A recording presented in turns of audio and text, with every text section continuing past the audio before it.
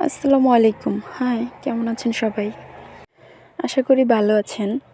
তো আমি বাড়িতে ফার্স্ট টাইম পিৎজা বানিয়েছিলাম, তো ভাবলাম আপনাদের সাথেও শেয়ার করি। প্রথমবারের তুলনায় মাশাআল্লাহ খুবই মজাদার ও টেস্টি হয়েছে পিৎজাটি। তো ভিডিওটি যদি আপনাদের কাছে ভালো লাগে অবশ্যই লাইক, কমেন্ট ও শেয়ার করে রাখবেন। আর আমার চ্যানেলটি সাবস্ক্রাইব আর পেজটি ফলো করে রাখবেন। তো পিৎজা বানানোর জন্য আমি এখানে চিকেন নিয়ে নিলাম। হাড়গোড় নেওয়া যাবে না, সলিড মাংসই নিতে হবে। তো এর সাথে আমি রসুন বাটা, আদা বাটা, পেঁয়াজ বাটা, গরম মশলার গুঁড়ো, লবণ, হলুদের গুঁড়ো, মরিচের গুঁড়ো, জিরা গুঁড়ো, ধনিয়া গুঁড়ো সব কিছু একসাথে মাখিয়ে একটি কড়াইয়ের মধ্যে তেল দিয়ে ভালো করে ভেজে নিতে হবে। মাংসগুলো একদম পুরো করে ভেজে নিতে হবে। তারপর আমি পিৎজার রুটি বানানোর জন্য ডো তৈরি করে নিব। এখানে সামান্য পরিমাণ চিনি, পরিমাণ মতো লবণ এবং 1 চামচ পরিমাণ ইস্ট নিয়ে নিলাম। এখন এগুলো ভালো করে মিশিয়ে নিব। নিয়ে 1 কাপ পরিমাণ ময়দা নিয়ে নিলাম। ভালো করে মিশিয়ে এবার আমি কুসুম গরম লিকুইড দুধ নিয়ে নিলাম। লিকুইড দুধ দিয়ে ভালো করে ডোটি তৈরি করে নিতে হবে। নিয়ে আমি এই ডোটি একটি কাগজের মধ্যে মুড়িয়ে কিছুক্ষণের জন্য রেস্টে রেখে দিলাম। যত বেশি রেস্টে রাখা হবে তত ভালো হবে রুটিটি। আমি 4 ঘন্টার মতো রেখেছিলাম।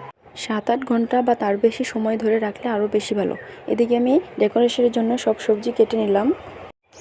4 ঘন্টা পর আমি রুটি দেখব এই তো ফুলে উঠেছে। এবার সামান্য পরিমাণ তেল হাতে নিয়ে এটা আবারও মথে নিব। নিয়ে তেল দিয়ে পিৎজার রুটিটি বেলে নিব। যেহেতু একটু শক্ত হয়েছে তাই আমি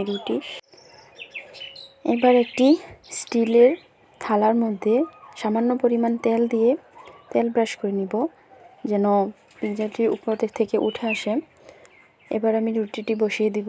এবার একটি কাঁটা চামচের সাহায্যে ছিদ্র করে দিব। সম্পূর্ণ রুটিটিতে ছিদ্র করে দিব। দিয়ে এর উপরে আমি টমেটো সস দিয়ে দিলাম। টমেটো চিলি সস দিয়েছি, আপনারা যে কোনো সস ব্যবহার করতে পারেন। সম্পূর্ণ রুটিতে আমি টমেটো সস মাখিয়ে নিলাম। এবার চিজগুলো কেটে নিলাম, নিয়ে এর উপরে চিজ দিয়ে দিলাম। চিজ দিয়ে এবার আমি ভেজে রাখা মুরগির মাংসের টুকরোগুলো ভালো করে সাজিয়ে নিলাম। আপনারা মনে ইচ্ছে মতো সাজিয়ে নিতে পারেন আপনাদের ইচ্ছে অনুযায়ী।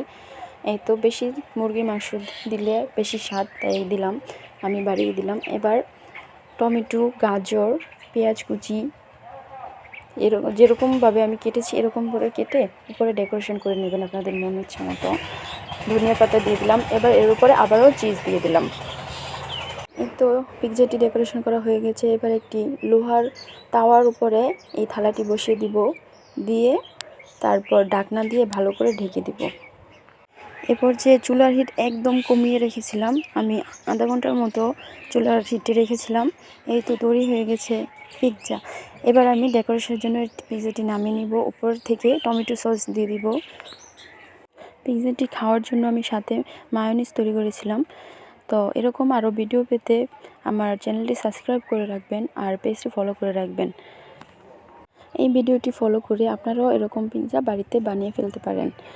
তো আমার বানানো এই পিৎজাটি কেমন হয়েছে কমেন্টে জানাবেন। ধন্যবাদ সবাইকে ভিডিওটি ধৈর্য সহকারে দেখার জন্য।